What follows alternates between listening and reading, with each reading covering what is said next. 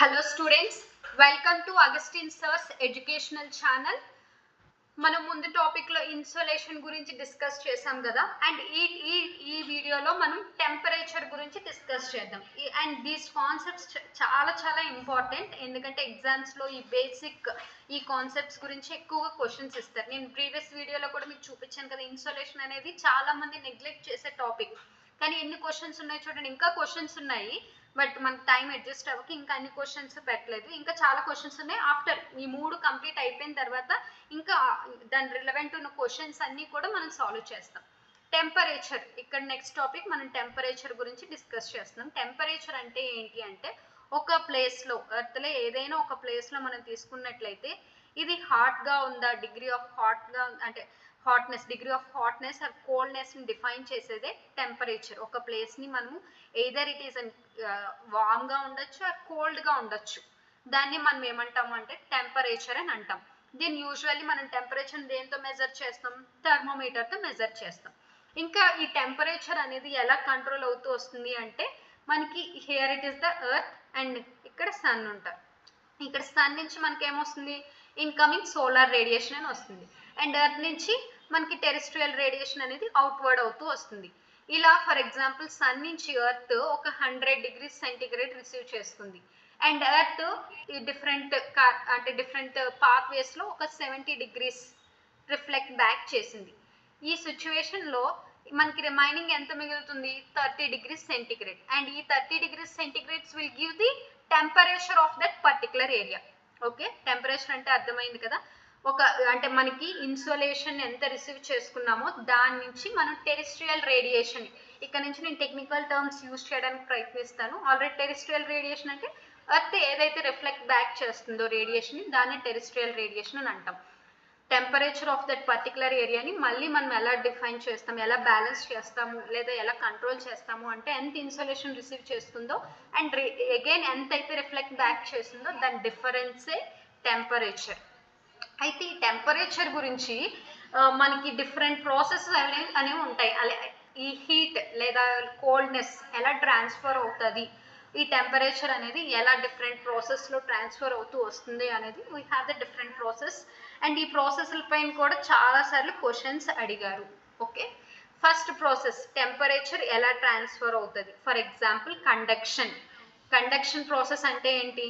చిన్నప్పుడు మనకి చాలాసార్లు వింటాం ఈ స్టోరీ, స్కూల్లో ఎస్పెషల్లీ.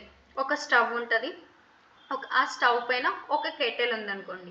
ఈ కెటిల్లో మనం ఏమేస్తాము? వాటర్ వేస్తాం. ఇక్కడ మనం స్టవ్ ఆన్ చేసినప్పుడు ఇక్కడ హీట్ అనేది రావడం స్టార్ట్ అవుతుంది. ఈ హీట్ వల్ల ఇక్కడున్న వాటర్ అనేది బాయిల్ అవుతూ వస్తుంది.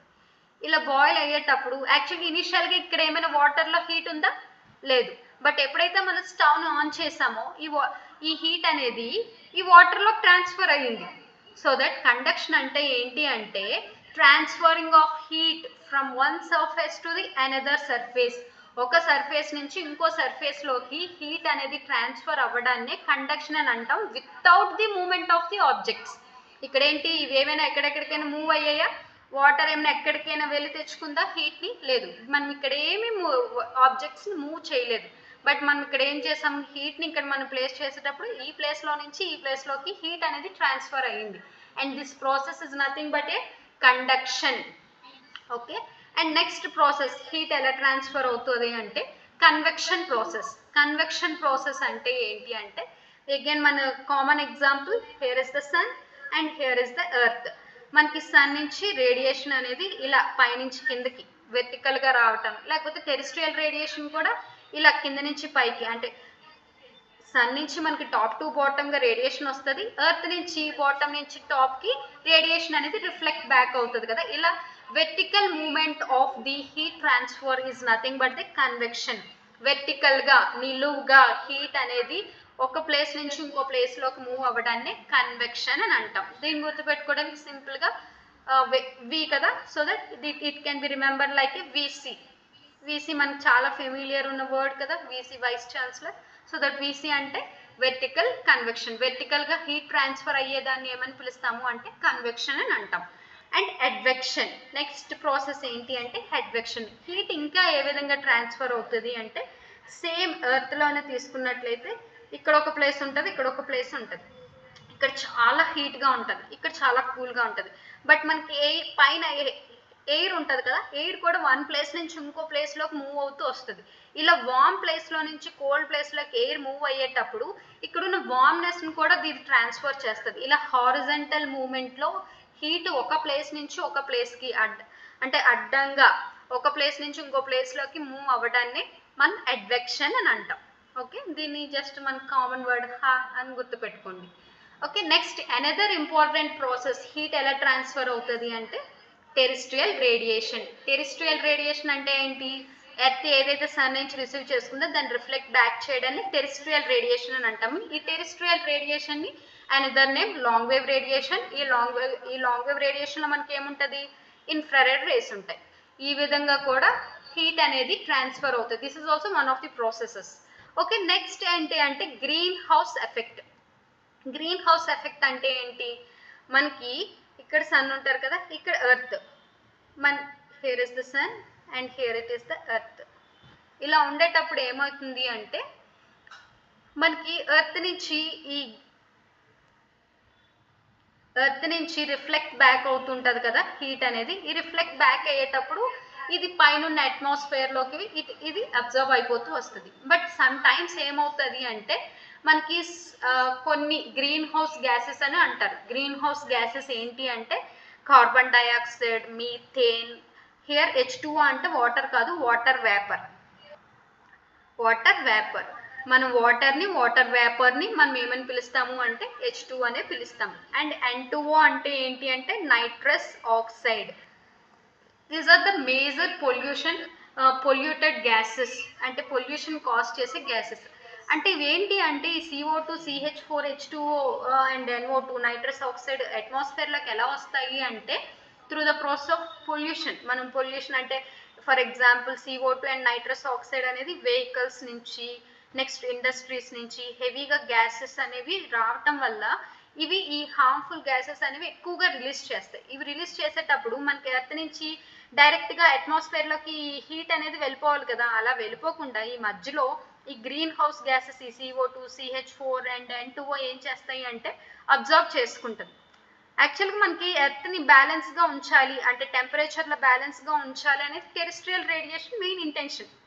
బట్ ఏంటి ఇక్కడ అలా జరగనివ్వకుండా some portion of this earth this temperature and heat is observed by this green house gases. So that ఇవి ఇక్కడ అట్మాస్ఫియర్లో ఉన్న ఈ గ్యాసెస్ అనేవి ఎక్కువగా అబ్జర్వ్ చేసుకోవడం వల్ల ఏమవుతుంది అంటే ఇంకా మన ఎర్త్ సర్ఫేస్ ఇంకా ఎక్కువ టెంపరేచర్ ఉంటుంది. అంటే బ్యాలెన్స్గా ఉండకుండా మనకి ఎక్కువ టెంపరేచర్ అవుతుంది అనమాట. దీన్నే మనం ఏమని పిలుస్తాం? గ్లోబల్ వార్మింగ్ అని పిలుస్తాం.